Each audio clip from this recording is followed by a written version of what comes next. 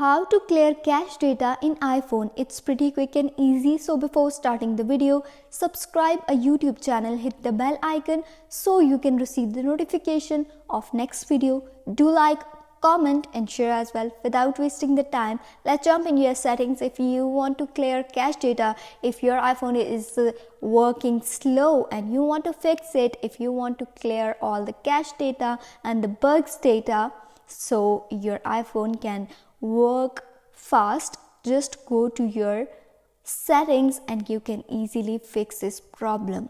Just go to your settings, just get out of here and go to your general settings. Just hit that general option and then go to your iPhone storage. Now you can see the all storage. It will take time. Now you can see at the very top, photo is taking 20.91 GB in your device, and then YouTube and then WhatsApp. If you want to clear cache data from YouTube, just select the YouTube and I'm going to tell you how to clear a cache data.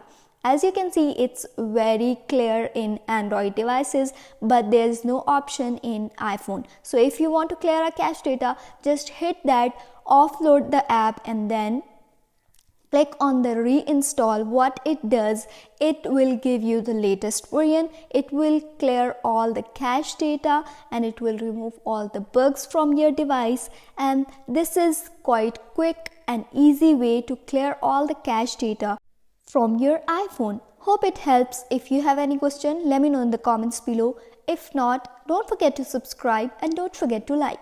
I will meet you in the next video. Till then, take care, bye and thanks for watching.